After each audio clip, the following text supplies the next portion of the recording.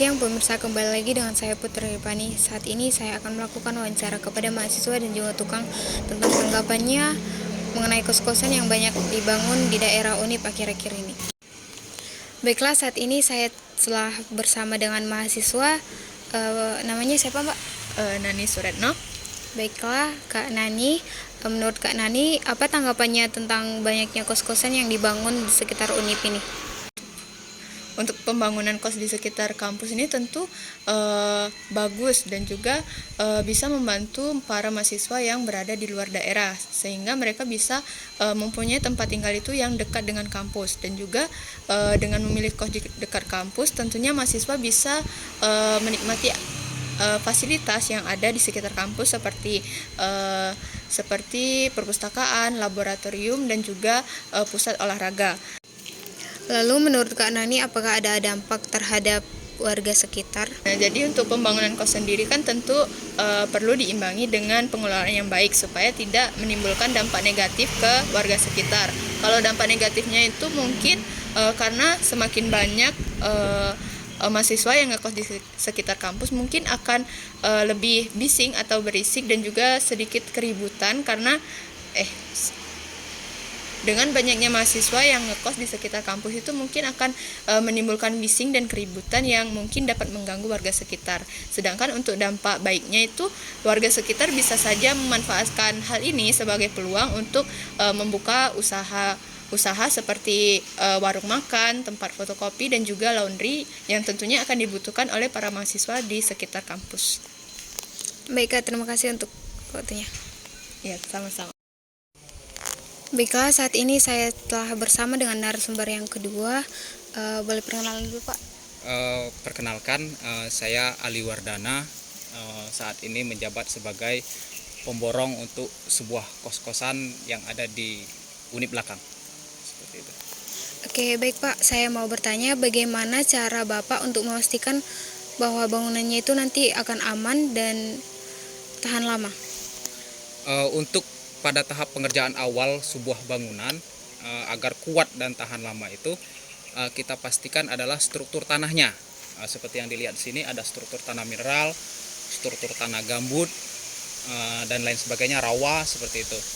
Jadi dari awal struktur tanah itu akan beda-beda kita pengerjaan bangunannya.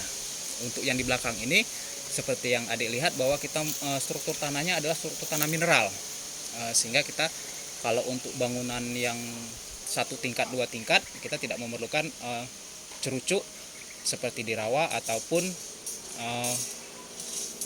cakar ayam, cukup dengan cakar biasa dan tapak, seperti itu. Untuk kekuatan bangunan sendiri banyak faktor yang menentukan. Salah satunya adalah desain awalnya, pondasi, struktur besi, komposisi semen, pondasi, dan lain sebagainya.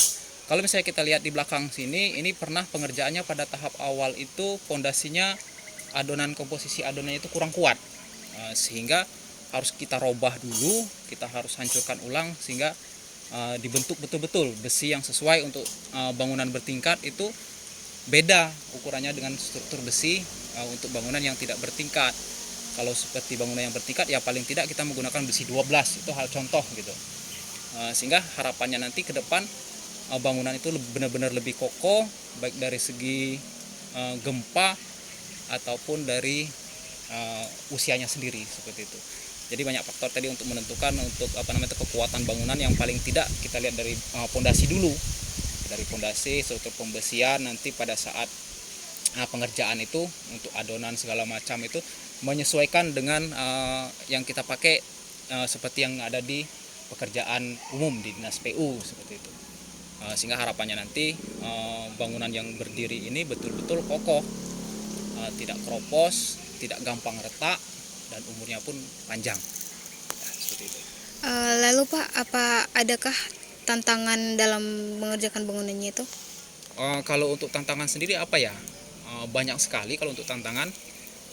Mulai dari kita pengerjaannya sendiri, dalam artian tantangan di sini dalam artian apa ya? Dari segi sumber daya manusia, dalam artian pekerja. Kadang kita kan nggak mungkin kan pekerjaan bangunan ini kita kerjakan sendiri, nggak mungkin. paling tidak kita memerlukan beberapa orang tenaga kerja. Nah, beberapa tenaga kerja itu ada yang sudah mahir, ada yang belum, sehingga yang belum itu yang menjadi tantangan sendiri, sehingga perlu pengawasan yang lebih ketat, training atau pelatihan yang betul-betul ke mereka sehingga mereka menguasai teknik-teknik dalam membangun.